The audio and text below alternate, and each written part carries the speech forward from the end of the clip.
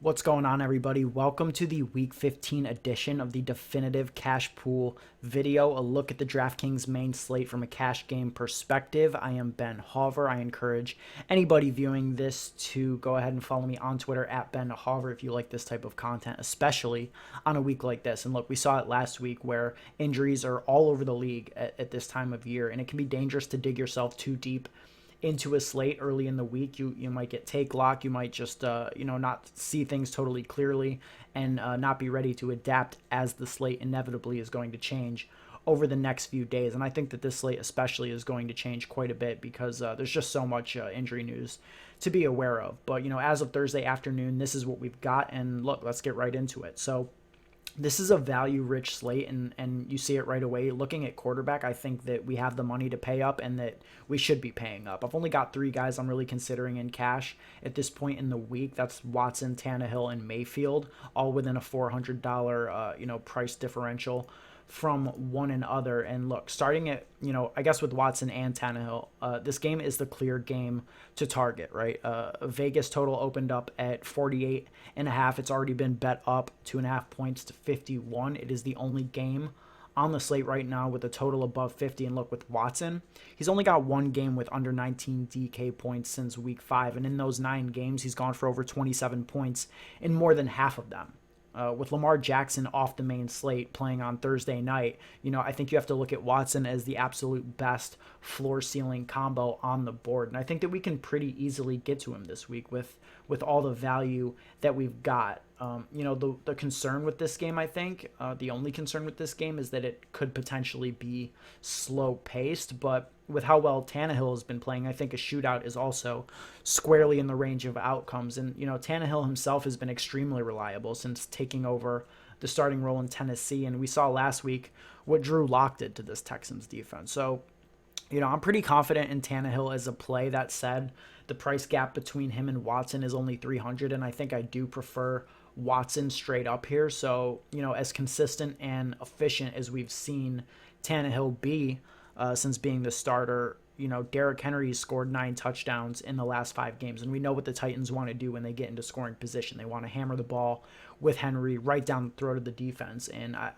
there's no reason for them to not continue to do so. So, that is a concern that Watson doesn't have when we're comparing the two. But honestly, I think that you can't really go wrong with either of them. I would be fine playing either of them in cash this week. And then, the other guy I'm considering is Baker Mayfield. Baker is in the nut spot. Arizona is allowing the most completions to quarterbacks, the most touchdowns to quarterbacks. Quarterbacks are scoring 6.6 more points per game than their season average when facing the Cardinals. It doesn't feel good considering a QB like Mayfield in cash who has on-field struggles. We're not sure how good he is necessarily, in this current iteration of the Browns offense. He has little to no rushing equity at 6,400.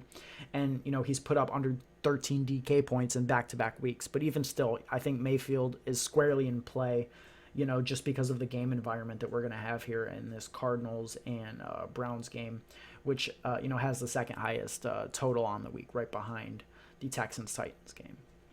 Moving on to running back, this is where things are going to get a little more interesting. Wide receiver is where the slate is really going to be decided, I think. But, at running back, again, concise pool, mostly high-priced guys. Christian McCaffrey, there's not too much to say about McCaffrey.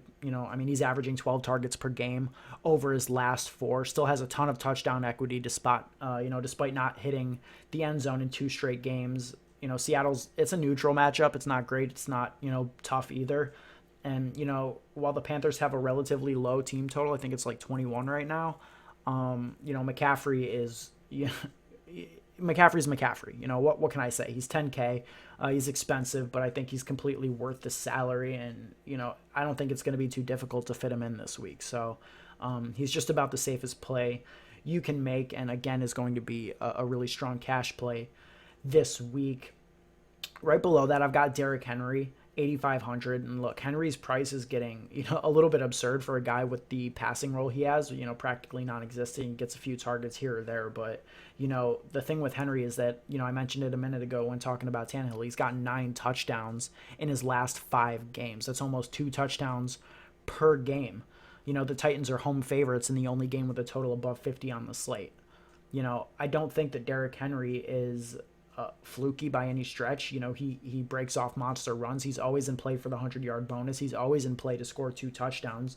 Maybe his floor is a little bit lower, but, in this spot especially, I just don't think that, Henry is, a bad play by any stretch. Even at 8,500, I think that you can definitely consider Henry. And, look, over the last 6 weeks, Tannehill took over for sure, and there's no huddle. Their no huddle rate has spiked up by 16% to where it was when Mariota was playing. So, Henry should see potentially increased play volume. Henry will be able to beat up on this Texans defense. He was quoted saying that, his leg would need to be halfway off his body for him to not be out there on the field. The hamstring, I guess, is a concern, but, Henry's a behemoth, dude. He is a monster play, I think, this week. And I think that in terms of a build this week, you're going to be able to fit one of Henry or McCaffrey because 2 of your running back slots are going to be taken. And that's going to be with Chris Carson at 7,500 and Todd Gurley at 6K. Both of them are, pretty close to locks. Carson, with Rashad Penny gone, is going to be basically the centerpiece of the Seattle team. He's just too cheap for his role. He's going to be damn near an every down player on a run-heavy team facing the nut matchup. The Panthers are the worst run defense in the NFL right now. The Panthers are allowing over 7 yards per carry since losing Dontari Poe. And Chris Carson, he's going to have touchdown equity. He's going to have workload. He can have receiving equity if it were a negative game script. And he'll have high touchdown equity in a positive game script. So either way, I think, Chris Carson is a monster cash play this week. I don't know. Some people may not agree with that. I mean, his ownership should be pretty high, but, I'm all over Carson this week. I think everybody should be as well. And then Todd Gurley, look.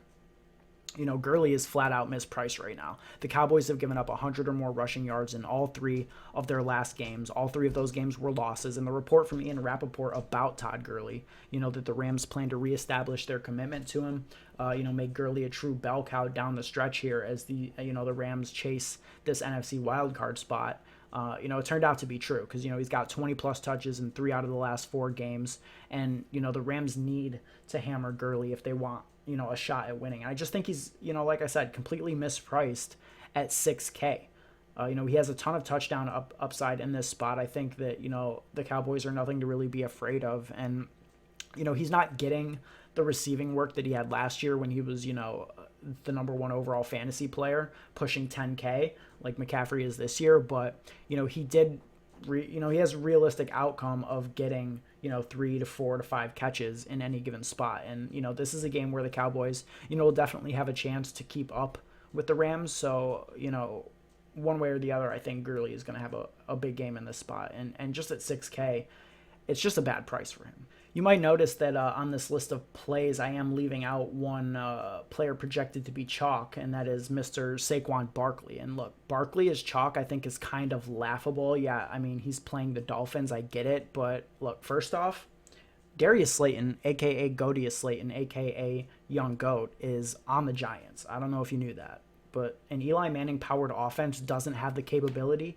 to really feature 2 alphas, two big dogs, if you will. And I think we all know who the biggest dog in New York is right now. And it's not Saquon. But look, with Barkley, this guy has the same number of games with under 10 DK points as games above 10 DK points in his last 8 matchups. Maybe he's injured. Maybe he's a one-hit wonder, a 2018 phenomenon, total dust, a short 365 later. Who could say? Not I.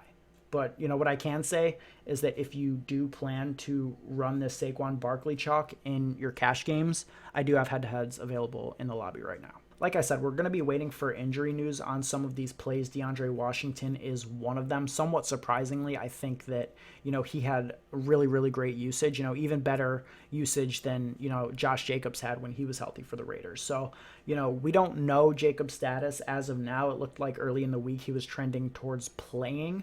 But, Gruden kind of walked back some of those comments. I think he's going to be a game time decision again. So, again, we're going to be in a situation where we're potentially waiting on late news that'll shift this entire slate. That is a 4 p.m. game. So, we're really not going to know, the Raiders' status at this point. Now, look, if we do get word that Washington is going to start again, he's the lock of all locks. Jags are the second worst run defense in the league, right behind the Panthers. Their DVOA is abysmal. They're crumbling as a defense and as an organization. And, as unreliable as the Raiders themselves are, Washington outtouched Jalen Richard 20-9. He dominated running back targets in addition to doubling up Richard in straight up attempts. So with the pass game role included, like I said, I think Washington had a better role than Josh Jacobs had. So if we're getting Josh Jacobs' role plus for 4,700 at home against the Jags, like I said, lock of all locks. And Patrick Laird, I put him on this list because you may or may not want to find some running back value if you don't want to jam in some of the guys that I've already talked about. Look, I personally wouldn't go with Patrick Laird, but I get it. I was wrong about his usage. I'll say that right now. Twitter phenomenon and DFS overlord Patrick Laird is getting great usage, monster usage even, and is in a pretty good matchup here with the Giants. So I could see going there, but I don't think that I personally will. I understand the merit to it though, so I did throw him on the list. Moving on to wide receiver, I think this is where the slate gets really interesting because we have a ton of value, but we also have some top plays that look really, really good.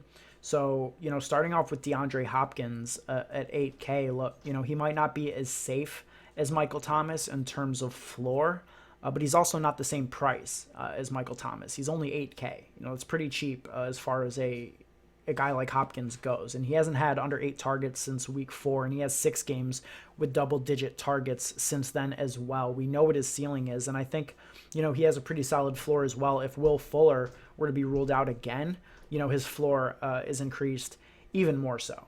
So, I'm not sure about whether or not we need to play Hopkins on this slate, but, he pairs well with Watson, who's squarely in play for cash, and I would never fault anybody for playing DeAndre Hopkins.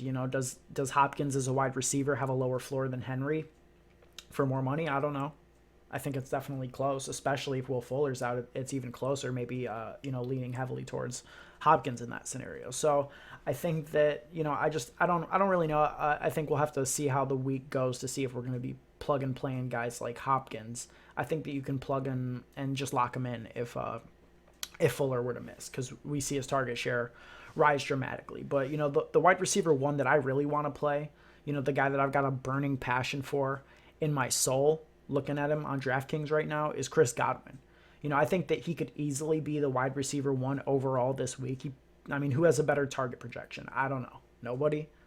Godwin is a monster, and Mike Evans is gone. And, between the great matchup against the Lions, between the way that Godwin plays and will dodge Darius Slay for a large portion of the game, I just don't see any scenario where Godwin is getting under 10 targets, and he has upside for quite a bit more, especially if Blau can keep this game close, or, more accurately, if Winston can keep this close with a terrible turnover or 2 or 3. The concern with Godwin, the thing keeping him from being a stone lock, and God, how I would love to play him over Saquon Barkley for the same exact price. I can't even describe to you how much I want to do that. Winston has a fractured thumb on his throwing shoulder, or not his throwing shoulder, throwing thumb on his throwing hand is fractured. And he was reportedly throwing tennis balls instead of footballs because he can't grip a football, which, that's definitely going to be a problem, and definitely, lowers the floors and ceilings, I think, of everybody in the Bucs offense. So that is something that we definitely need to monitor throughout the week, as, Godwin is one of the best, plays that we've seen, I think, all year if Winston were fully healthy, which it's very unfortunate that he is not. Another wide receiver, above 7K, I think that we can look at is Edelman. And again, kind of not too much to say here. He has 8 straight games with 10 plus targets. He's got a really high floor in this iteration of the Patriots offense where Brady has no trust in anybody but Edelman and James White. I don't think that he's a must play. He's really never a must play on a week-to-week basis. His touchdown equity is definitely lower than some of these other wide receiver ones in the price range, but, I think he is still a good play week in and week out. He's so reliable. I would never fault anybody for going with Edelman. Right below that, Jarvis Landry, I think, is super interesting. I think he's been the best wide receiver for Cleveland, and it's not really even close, even with Odell there. Odell is struggling for, whatever reason it may be. he's struggling, and Landry has really been the only reliable pass catcher in this offense all year. His price is a little bit exorbitant for, what his floor could be. It's always realistic with a guy like Landry, with his low A dot, that he could be in play for, a floor game, 11 to 13 points maybe. But, against the Cardinals and what should be one of the fastest paced games of the week, I think Landry has a ton of appeal. And compared to some of the guys in this range, like maybe, I don't know, DJ Moore or Manny Sanders, even if you want to chase last week, I think I prefer Landry, definitely to all of those guys. A little bit lower, Robert Woods at 6,200. And this is the last guy in this price range I'm considering before we drop down to the value. Look, with Woods, he's averaging over 11 targets per game over his last four. Over the last month, he's become the clear wide receiver one, the clear number one option in this passing game for the Rams. But, I just don't trust it. I think, even though it is a 4-game sample size, one of those games was against the Cardinals where he had like 18 targets, and I think that that's skewing things.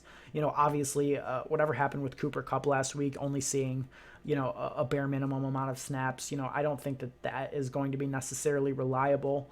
Maybe it's just because they're trying to get Gurley more involved, so they aren't playing a slot receiver as often like Cooper Kupp, but I don't know. I think that on a dime, the Rams offense can switch. They're very, versatile in that way. So I don't totally trust Woods as great as he has been and as consistent as he's been for 6,200 on the road. Jared Goff, I don't know. But, there's reasons to like him as well. So he is in consideration, but I definitely prefer Landry if you have that 500 and some of these guys below him as well. Now I think it's time for the moment that we've all been waiting for. And that's to talk about Darius Slayton, a.k.a. Godius Slayton, a.k.a. Young Slay, who is squarely in cash consideration this week at 4,700 on DraftKings.com. Look, am I biased because Godius balls out every time I roster him, single-handedly catapulting me to victory, on not one but two separate instances in his young career? Maybe. But look, I can separate myself from bias. I think we should all do it together, hands together. All right, let's do it. Eyes closed. Find your center. Balance your chi. What did you see in that moment? Hopefully you saw in that brief moment of tranquility what I saw, and that being a third 30-plus point DraftKings performance from Godius against this atrocious Miami secondary in the coming days. Look, we've seen it 3 weeks running. Robbie Anderson last week. Alshon 2 weeks ago. Hell, even before that, Odell Beckham Jr., the former Giants wide receiver one, who has essentially become dust in Cleveland, was able to smash against this Miami secondary. Now look, the torch has been passed to young Godius, who is the current Giants wide receiver one, and he is primed to break this slate once again, averaging 8 targets over his last 3 matchups, had 15 targets in the game before that, week 10, put up 35 DraftKings points in the first half of Monday Night Football last week before Eli went full-blown Eli and then proceeded to only throw 24 yards in the entire second half of the game. Look, Godius could have easily put up 50 last week if he had a competent quarterback. Now, look, he's still not going to have a competent quarterback, but, a man like him doesn't need one. Why would he? Lock it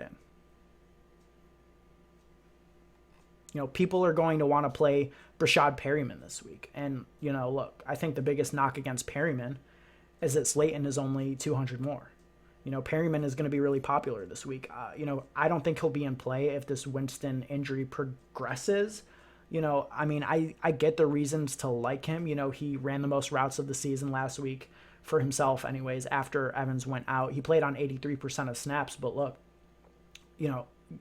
Godius Slayton played 81% of snaps last week and only 2% less, but that was his lowest snap total, since week 5. He's already a full-time player. So why are we getting excited about a guy, in an equally good matchup? Yeah, the Lions are terrible too, but so is Miami. So it's not like, this elevated role, which I don't think is a guarantee by any stretch, especially with Justin Watson looking, to be pretty good. Scotty Miller returning after 2 weeks, and the Bucs seem to like him. He was incorporated.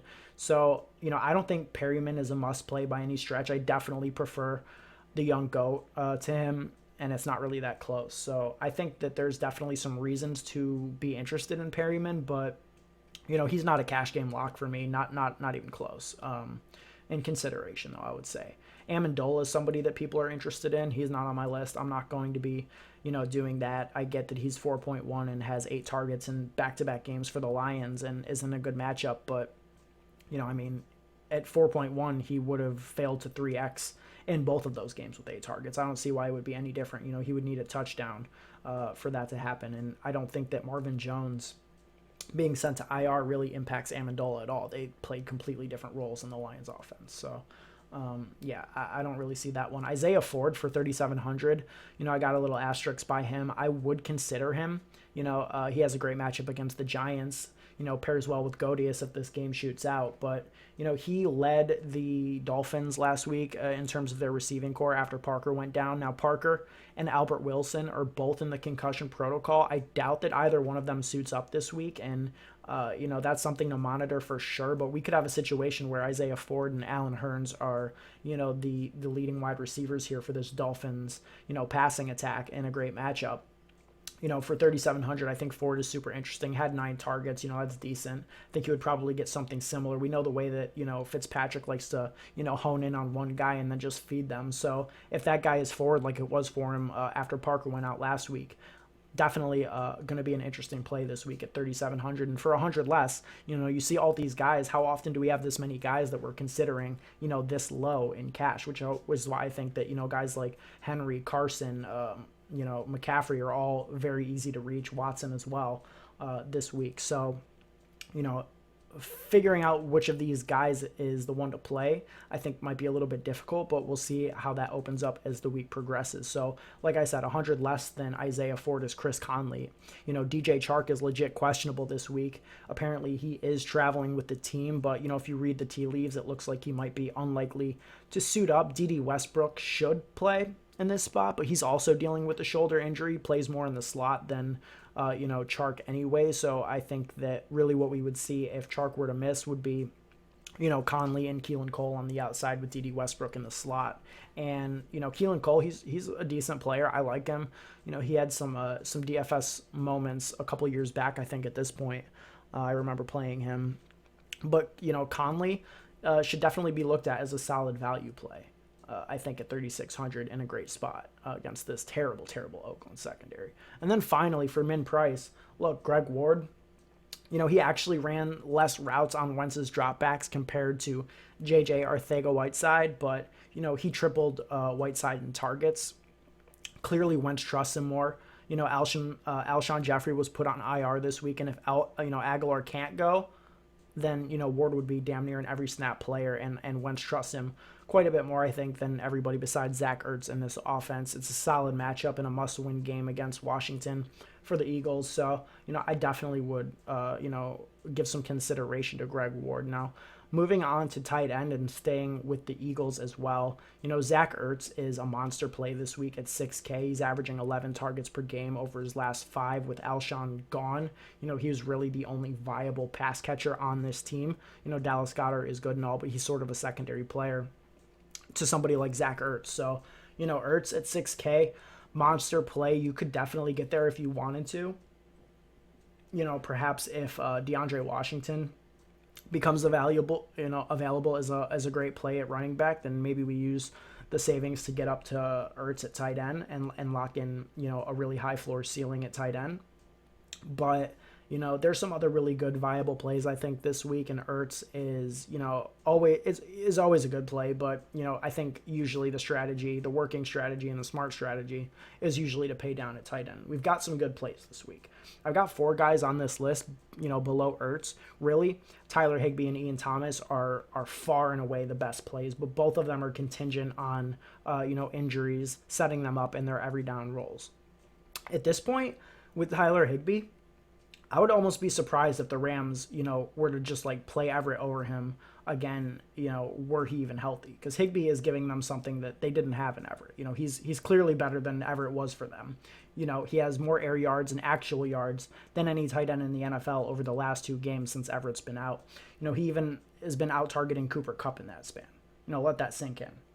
He's only 3,900, and Dallas has gotten, burned by tight ends all years for For 3.9K, I think he's easily one of the best two plays on this slate. Of course, depending on Everett's status, because we really don't know what the Rams are going to do with personnel. But, I think if we get the news that Everett's out and he is missing practice as of Wednesday, potentially Thursday as well, then Higbee is probably the best play on the slate. Sort of in that same vein, we've got Ian Thomas, and, Arizona is the only team in the league giving up more points to tight ends and more yards to tight ends than Seattle. He had a 24% target share last week. I wasn't on Ian Thomas. I talked about it a little bit in my review video, but, it was definitely a mistake to not play Ian Thomas. That being said, the role that he had, this God tier usage that he had, nobody could have predicted. Like I said, 24% target share, ran 47 snaps in the slot or out wide, played on 86% of snaps, like unbelievable. And at 3,100 in a great matchup, that's just absurd. Olsen did practice limited on Wednesday for a team that has very little to play for except evaluating talent. It would be nice to see Carolina just let Olsen rest. I mean, dude's like 45 years old anyways. Let Ian Thomas get some snaps out there. But, if that weren't to happen, I think that Higbee would definitely be a great play. I definitely prefer Higbee to Ian Thomas. But, the 800 difference, if both are viable this week, is, somewhat significant. So, I would be happy to play either of these guys in cash this week. And then, if we don't get that and we aren't able to pay up to Ertz, the other guys I think I would consider are Gesicki and Hollister. Gesicki at 4K. I mean, he's kind of overpriced, but, you could definitely see with Devontae Parker and Albert Wilson both being highly questionable / doubtful, that Gesicki could have an increased role, and he already hasn't had a bad role by any stretch. He's had less than 6 targets only once in the last 5 games. So at 4K, it doesn't feel great, but I mean, you could do it. I just hope that, we are able to play either Higbee or Thomas over him. And even if we can't, I think I might prefer Jacob Hollister to Gesicki. He's out-targeted both Lockett and Metcalf over the last 2 weeks. He's kind of been the primary option for Wilson. I don't know if that's like a guarantee to repeat or even probable to repeat, but, I've made thinner plays at tight end this year for under 4K. So, hopefully we'll be able to play one of Higbee or Thomas or Zach Ertz even, but, those are some guys that I would consider if we had to. And then finally moving on to DST, got a couple teams on the list here. Again, 49ers, they're all the way up at 3,800, second most expensive defense on the slate. But, the Falcons are just bleeding sacks. They've given up 5.3 sacks per game over their last 3. 49ers defensive line is so good. The Falcons offensive line is in shambles. They lost Calvin Ridley. It's a monster spot, I think, for the 49ers, who are, in great shape here to, secure the NFC. With another win or two here. So I do like the 49ers defense quite a bit. I think they have a lot of upside and a pretty decently high floor as well. Chiefs at 3,500, definitely interesting. It is a division game. Chiefs scored 24 points the last time they faced Denver. It was a different quarterback at the time, but, facing Drew Lock on the road in Arrowhead, at home in Arrowhead, Drew Lock is the one on the road.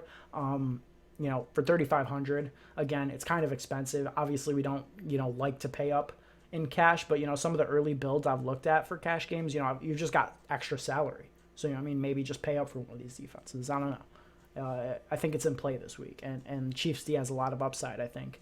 They're not super consistent, so maybe more of a GPP play, but, Mahomes can always get up early and then, just feast on Drew Lock. So, that's in play. And then, looking in the mid-range, we've got the Rams. Rams have gotten 11 sacks in their past 2 games. Dak could definitely get beat up on this spot. Dak is really hit or miss, I think, in terms of how his on-the-field play is, despite being pretty consistent in fantasy. Like, I mean, would it shock me to see Dallas and Dak in turn, do poorly in this spot? Not at all. Giants 2,700, they're a terrible defense, but, Miami is one of the most talent-poor offenses in the entire league. They're going to be depleted at wide receiver as it is, and they've got a turnover-prone quarterback in Fitzmagic. So, they're basically going to be trotting out Eagles-esque level bad pass catchers this week. So, could they get some turnovers with Fitzmagic and basically nobody to throw to? I think they could. And then, sticking with the Eagles there for a minute, we got the Redskins who are facing the Eagles. And the Eagles' offense is just flat out broken right now. Wentz is not himself, or maybe he is. I'm not sure. But either way, Washington is averaging over 5 sacks per game in their last 3 matchups and could definitely give Wentz a lot of trouble in this spot. So I think that you could consider them. And now that's about the lowest I would want to go. I did include the Lions here for 2,300. I mean, you could go there, I guess. But this has nothing to really do with the Lions themselves. Their defense gets absolutely no pressure. I mean, they're just flat out stone terrible. But Winston is injured with his throwing hand, like I mentioned earlier. And, if there's one thing this man Winston loves to do, it's turn the ball over. So for 2,300, I would definitely take a shot with anybody that the Bucs are playing, especially, for a home team defense at that price. So, I'll consider the Lions, but I think I like all the other plays above them a little bit more, and you should definitely have the salary to level up a little bit of defense this week. But, that's all I've got for this here slate.